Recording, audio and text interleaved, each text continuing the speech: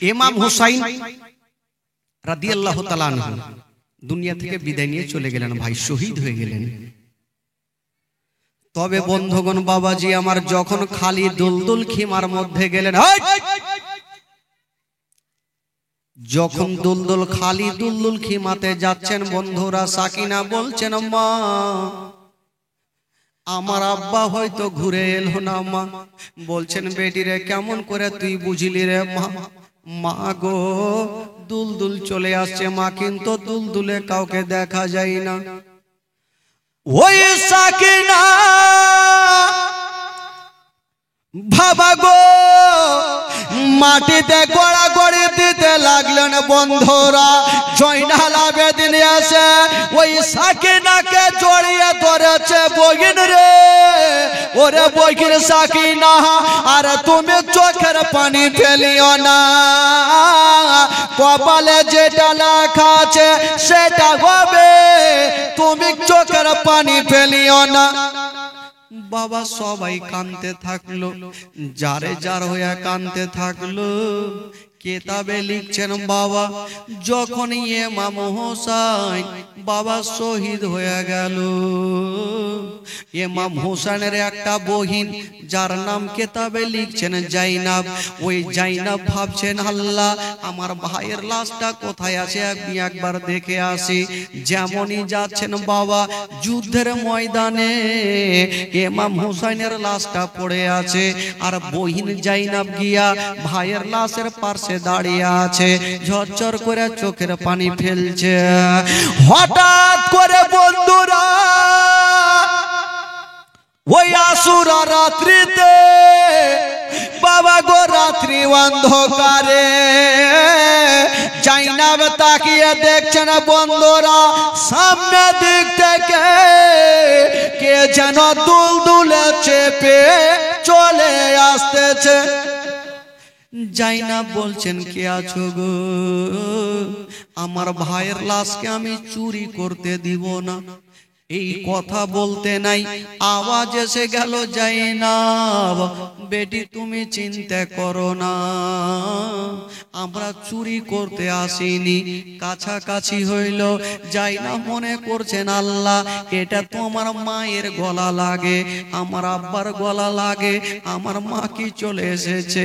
যেমনই তাকিয়ে দেখছেন বন্ধুরা রাত্রি বেলাতে আসুরার রাত্রে তাকিয়ে দেখছেন মা ফাতেমা যাহারা চলে এসেছেন। বাবা জাইনাব বলছেন মা গো তুমি এসেছো? মা বলছেন হ্যাঁ রে বেটি আমি এসে গেছি। জাইনাব বলছেন মা ওরে বেটি জাইনাব রে। ফাতেমা বলছেন ওরে বেটি জাইনাব আমি জানি রে মা ওই আমার বেটা হোসাইনের গলাতে তীর চলেনি, ওই ভুজালি খানা আমার কলেজাতে লেগেছে রে বেটি, আমার কলেজাতে ধাক্কা লেগেছে। জাইনাব বলছেন মা গো একবার আমাকে বুকখানে জড়িয়ে ধরে নাও মা। তবে বুঝা গেল ওই কারবালার প্রান্তরে মা ফাতেমা তুজাহারা নিজের বেটার পরীক্ষা দেখতে এসেছিল, আর বলেছিল জাইনাব রে আমার বেটা যখন পরীক্ষা দিতেছিল আমি মা দেখতেছিলাম বেটা। বেরাদার বন্ধুরা এই কথা বলে ফাতেমা তুজাহারা চলে গেলেন, আর জাইনাব তাকিয়ে দেখছেন খিমাতে দাও দাও করে আগুন জ্বলছে। বাবা জাইনাব দৌড়িয়ে গেল, যেমনই গিয়ে দেখছেন মা সবাই বের হয়ে গেছে খিমা থেকে, কিন্তু জয়নাল আবেদিন এখনো বের হয়নি। জাইনাব বলছেন আল্লাহ গো বেটা জয়নাল আবেদিন হয়তো বাঁচবে না। জাইনাব চিন্তা করছেন আল্লাহ গো আমি কেমন করে জ্বলন্ত জ্বলছে আগুন আমি কেমন করে ঢোকবো। জাইনাব বলছেন আল্লাহ আমি যাব। ওই দুশ্মনেরা বলছেন জাইনাব তুমি আগুনে যেও না নচে তুমি পুড়ে ছাড়খাড় হয়ে যাবে। ওই জয়নাব বলছেন না আমি আমার বেটা জয়নাল আবেদিনকে আমি এইভাবে জ্বলতে দেব না। পানে বাবা আগুনে ঝাঁপ দিয়ে দিল, যেমনই ঝাঁপ দিয়েছেন বাবা জয়নাল আবেদিনকে বের করে নিয়ে চলে আসলো। খোদার কসম দেখা গেল জাইনাবের শরীর তো দূরের কথা কাপড়ের একখান সুতা পর্যন্ত পুড়ে না। জোরে বলুন কাপড় তো দূরের কথা কাপড়ের এখন সুতা পর্যন্ত পুড়লো না। বাবা গো এবার নিয়ে চলে আসিল। এবার হঠাৎ করে জাইনাব চতুর্দিকে তাকিয়ে দেখছেন জাইনাল আবেদিনকে দেখা যাচ্ছে, বাবা গো সবাইকে দেখা যাচ্ছে, কি বলে কি বলে হাসান বানুকে দেখা যাচ্ছে, বাবা গো সবাইকে দেখা যাচ্ছে, কিন্তু সাকিনাকে দেখা যায় না। সাকিনা কোথায় গেল? সাকিনা কোথায় গেল? 7 বছরের সাকিনা, মা গো রাত্রি বেলাতে শুনে যেন মা সাকিনা কোথায় গেল? জাইনাব খুঁজতে খুঁজতে যাচ্ছেন বন্ধুরা, দেখছেন সাকিনা একটা লাশের উপরে শুয়ে আছে। বলছেন মা তুমি লাশের উপরে কেন শুয়ে আছো মা? বলছেন মা গো কালকে আমি এতক্ষণ আমার আব্বার বুকে শুয়েছিলাম, হঠাৎ করে আমার আব্বাকে পেলাম না, আমি জঙ্গলের দিকে ডাক দিচ্ছিলাম আমার আব্বা কোথায়? এই লাশ থেকে 2খানা হাত উঠিয়ে বলেছিল বেটি রে আমি তোমার আব্বা, আমার বুকখানে চলে এসো। এই জন্য আমি আমার আব্বাকে চিনে গেছি, এটা আমার আব্বার লাশখানা। ছোট্ট বেটি সাকিনা বাপের লাশের উপরে শুয়ে আছে। মা গো কোন ছোট্ট বেটি যদি মা বাপের লাশখানা দেখে বলুন তার দিলখানা কেমন করবে, বলুন তার কলেজাখানা কেমন করবে? বাবা গো এবার জাইনাব বাপের লাশের উপরে শুয়ে আছে। মা গো হঠাৎ করে জাইনাব কি বলে জাইনাব ওই সাকিনাকে নিয়ে সান্ত্বনা দিয়া খেমাতে নিয়ে গেল। বাবা গো যেমন নিয়ে যেতে নাই কেতাবে লিখছেন বন্ধুরা, জাইনাব তাকিয়ে দেখছেন সাকিনার দিকে নজর করছেন বন্ধুরা, দেখছেন সাকিনার কান দিয়ে যেন ঝরঝর করে রক্ত ঝরছে। বলছেন সাকিনা রে তোমার কান দিয়ে কেন রক্ত? বলছেন ফুফুজান আপনি যখন আমার আব্বার লাশের কাছে দাঁড়িয়েছিলেন ওই ইয়াজিদের সৈন্যরা সবাই এসেছিল খেমাতে, আর আমাদের কানের দুলগুলা ছিল ওই কানের দুল পর্যন্ত টেনে তারা ছিঁড়ে দিয়েছিল, এই জন্য কান দিয়ে রক্ত। বাবা গো আহলে বাইতের ছেলেদের উপরে এত অত্যাচার শুরু হয়ে গেল।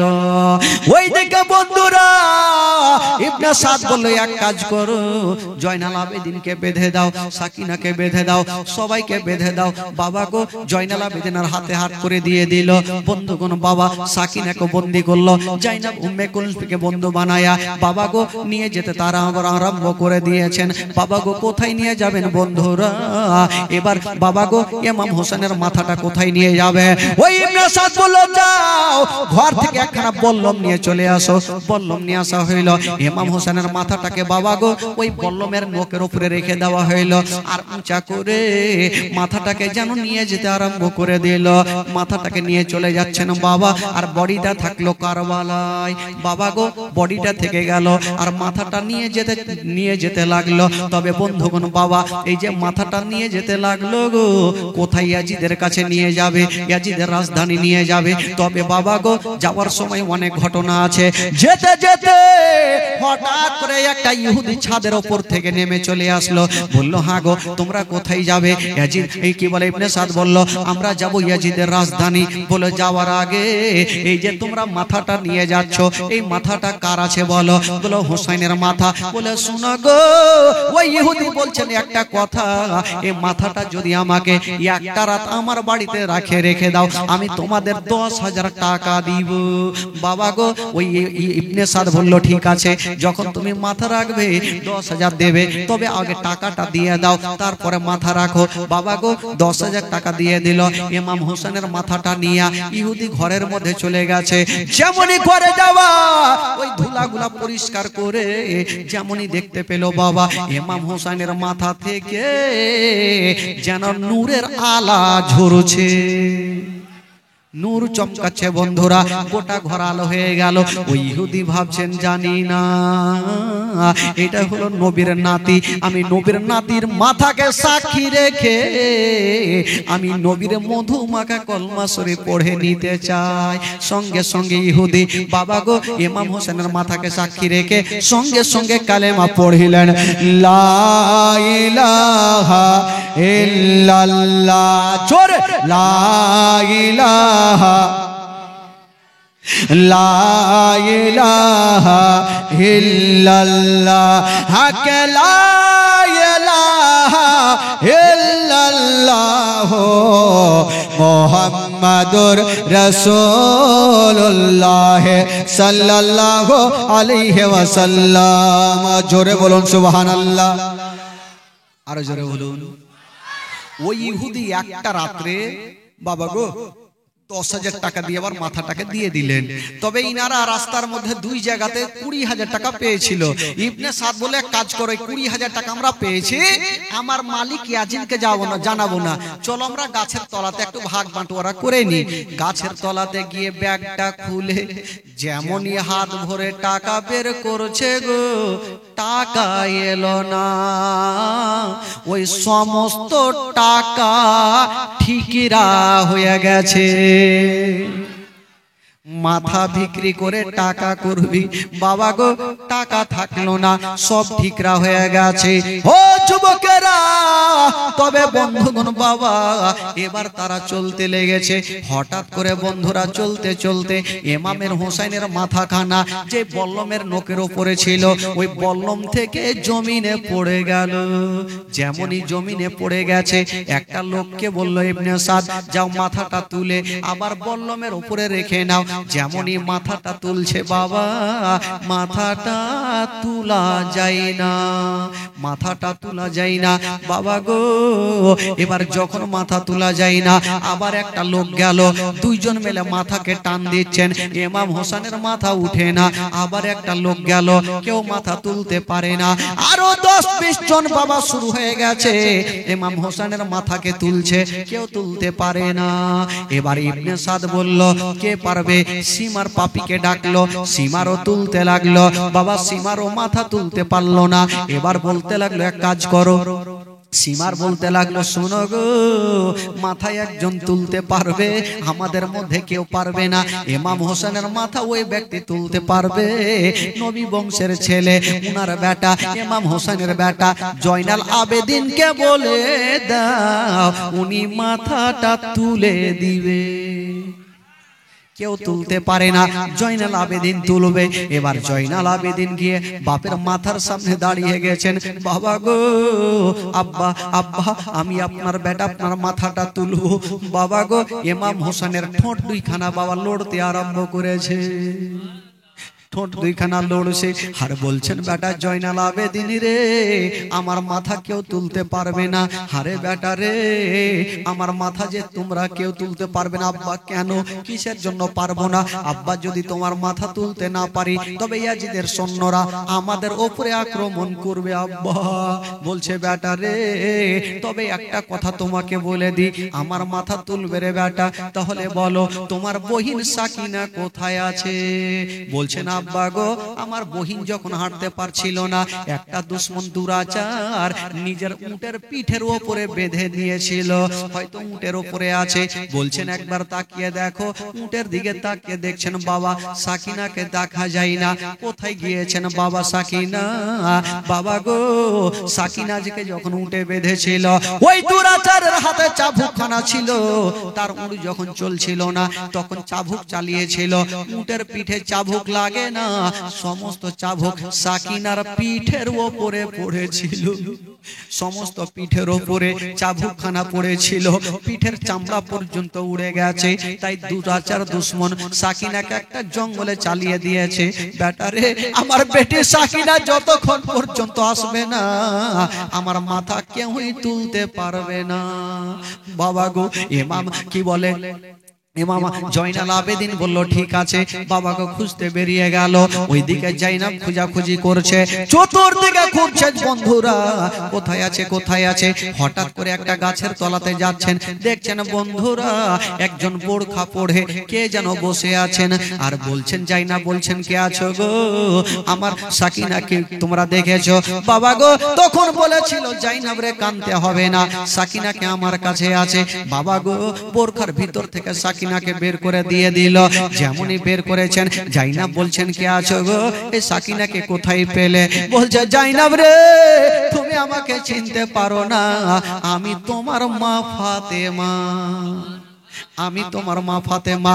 তবে জাইনাব রে, আমি যখন দেখলাম সাকিনা গাছের তলাতে ছটফট করে কাঁদতেছিল, পিঠের চামড়াগুলা উড়েছিল, আমি ফাতেমা, আমি সহ্য করতে না পেরে আমি একটু ওই পিঠখানা সাহালিয়ে দিয়ে মহলম লাগিয়ে দিয়েছি।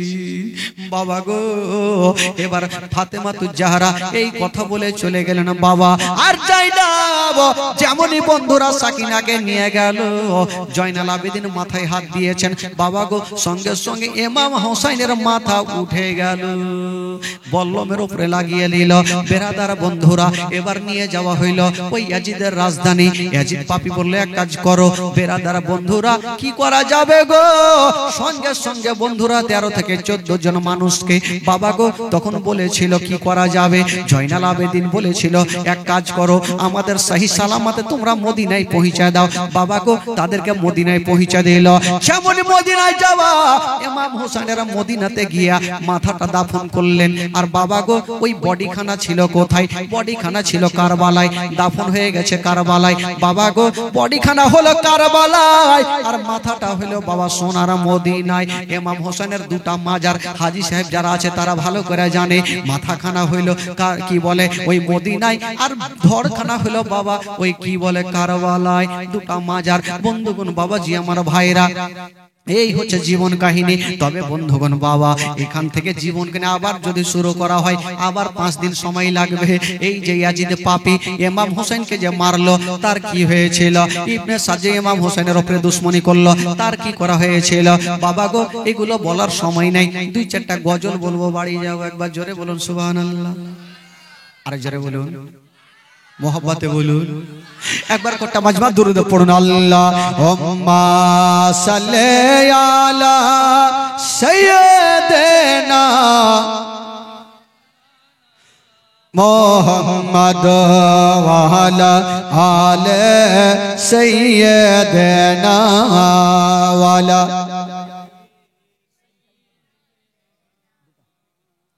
মাওলানা মুহাম্মদ সাল্লাল্লাহু আলাইহি ওয়াসাল্লাম। সৈফুল ডাক্তার ইন্তেকাল করেছেন, ওনার বৌমা 500 টাকা দান করেছেন।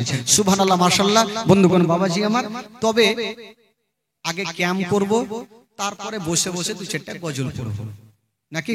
আর ক্যাম্প করলে তো দুজন যারা যারা বাইরে আছে তারা চলে আসবে ভাই, তখন গজলটা পড়তেও ভালো লাগবে, সবাই থাকবে। মাশাআল্লাহ। তাহলে সকলে দাঁড়িয়ে যান আর সালাত ও সালাম পড়ুন। ইয়া নবী সালাম আলাইকা, ইয়া রাসূল সালাম, ইয়া হাবিব। একটু আগে আসো, আগে আসো ভাই, আগে আসো। আলাইকা সালাওয়াতুল্লাহ আলাইকা, ইয়া রাসূলুল্লাহ,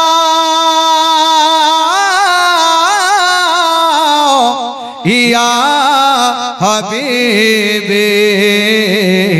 নবী বলেন ও মা জননী, কেন ফেলেন চোখে রহপানি?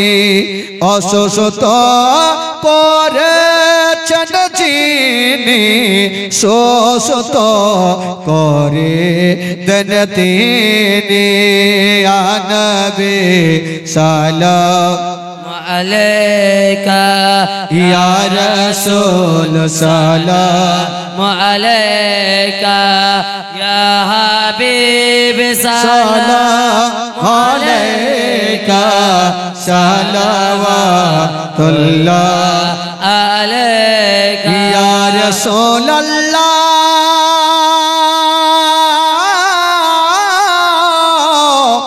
ইয়া হাবিবে। হরিণী ফিরে আসিল, শিকারি অবাক হইল, নবীকে চিনতে পারিল, তখনই কলেমা পড়িল। ইয়া নবী সালাম আলাইকা, ইয়া রাসূল সালাম আলাইকা, ইয়া হাবিব সালাম আলাইকা, সালাওয়াতুল্লাহ আলাইকা। আসসালামু আলাইকা ইয়া রাসূলুল্লাহ, সাল্লাল্লাহু আলাইকা ইয়া হাবিবাল্লাহ, ওয়া আলা আলিকা ওয়া সাহবিকা ইয়া সাফিয়ানা ইয়াউমাল জাজা, বালাগাল উলা বিকামালিহি কাশফাতু জামি জামালিহি, হাসনাতু জামি খুশালিহি, সাল্লাল্লাহু আলাইহি ওয়া আলিহি। বসে যান, একটু সেটে সেটে বসেন ভাই, মা বোনদেরকে বলো একটু সেটে বসেন। বসে যান, সকলে বসে যান, কেউ দাঁড়িয়ে থাকবে না, সকলে বসে যান।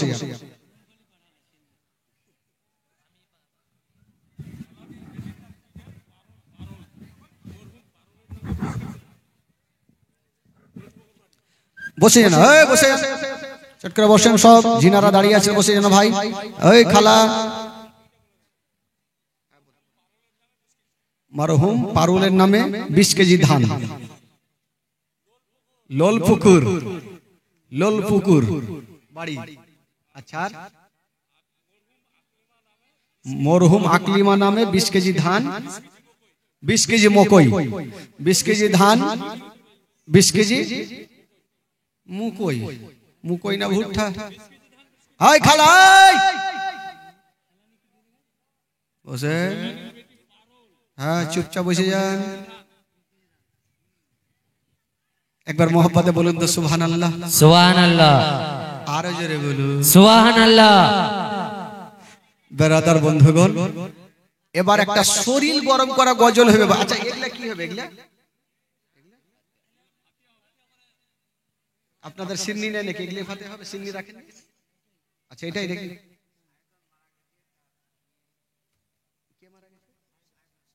সাইদুন মারা গেছে, উনার মেয়ে 1000 টাকা দান করেছেন। সুবহানাল্লাহ, মাশাআল্লাহ। বানে খাতুন 505 টাকা শ্বশুর শাশুড়ির নামে। সুবহানাল্লাহ, মাশাআল্লাহ। দেখেন ভাই, টাকা শেষের সময়ও টাকা চলে আসছে ভাই, যারা দিবেন তারা অবশ্যই দিবেন। এবার আসুন একটা শরীর গরম করা গজল, একটা শরীর গরম করা গজল।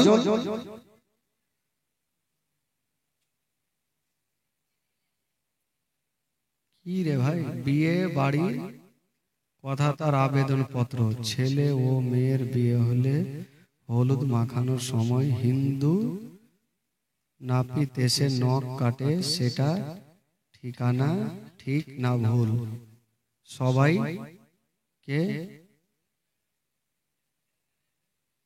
আরে ভাই এদিকে হিন্দু নাপিত আছে। নাপিত মানে কি চুল কাটে ওই নাকি? নাপিত মানে চুল কাটে। আমরা তো সারা জীবন হিন্দুর কাছে চুল কাটি। হিন্দুর কাছে চুল কাটাতে কোনো ক্ষতি নেই। চুল বা আর কি নাখুন ফাখুন যা হয়, কে মেয়ে বাড়ি মেয়েরা কাটে? তাহলে ভাই এটার ফতোয়া মুফতির কাছে নিলে সব থেকে বেটার। হ্যাঁ, আমার কাছে না লাওয়া থেকে মুফতির কাছে নেবেন, সব থেকে ভালো হবে। কারণ যার যেটা লাইন আছে সেটা সব থেকে বেটার, ভালো হবে ভাই। প্রশ্নের উত্তর যদি আপনাদের এলাকায়, তো মুফতি অনেক আছে ভাই, ওদের কাছে প্রশ্নের উত্তর নেবেন। আচ্ছা বলুন, একটা শরীর গরম করা গজল হয়ে যাবে ভাই, তারপরে ইনশাআল্লাহ আজিজ রাত্রি 2টা পার হইলো, সবাইকে বাড়ি যেতে হবে, ঘুমাতে হবে। একবার মোহাব্বতে 2 হাত তুলে বলুন সুবহানাল্লাহ। আচ্ছা এই গ্রামের নামটা কি গো ভাই? আমার না তোর শিয়াল। अच्छा जगे सारा जमीन सियाल तोरे ते नबीर महफिल देखो ना। এইভাবে বললে কিন্তু হবে না ভাই, একসাথে সুবহানাল্লাহ বলতে হবে। सारा जमीन सियाल तोरे ते नबीर महफिल देखो ना। হইল না একসাথে যতক্ষণ সুবহানাল্লাহ বলবে না, এই লাইনটা গোটা রাত পড়বো, দেখি পড়ছে কিনা। একসাথে বলবেন, আর এত জোরে বলবেন উড়িয়ে দেন তিরপাল, দেখা যাবে। জোরে বলবেন, সারা জমিন সিয়াল তোরেতে নবীর মাহফিল দেখো না। এবার বাঙাল হুড়কি হয়েছে, বাঁধিয়া হুড়কি হয়ে। আর একবার দেখি, আমার একটা হুড়কি লাগান ভাই। আমরাকে দেখছেন একই রকম চিল্লাছি ভাই, চলছে আল্লাহর রহমত, আপনাদের দোয়া। তবে একটু চিল্লালেন কিছু হবে না ভাই, একসাথে বলবেন, একই বাক্যে একসঙ্গে বলবেন, সারা জমিন সিয়াল তোরেতে নবীর মাহফিল দেখো না। আরে বসে আছেন মাহফিলেতে, বসে আছেন মাহফিলেতে সবাই নবীর দিওয়ানা। सर जमीन सियाल तोरेते नो फिर महफिल देखो ना सर जमीन सियाल तोरेते नो फिर महफिल देखो ना जोरे बोलो सुभान अल्लाह अरे जोरे बोलो লেগে আছে শিয়াল তোরে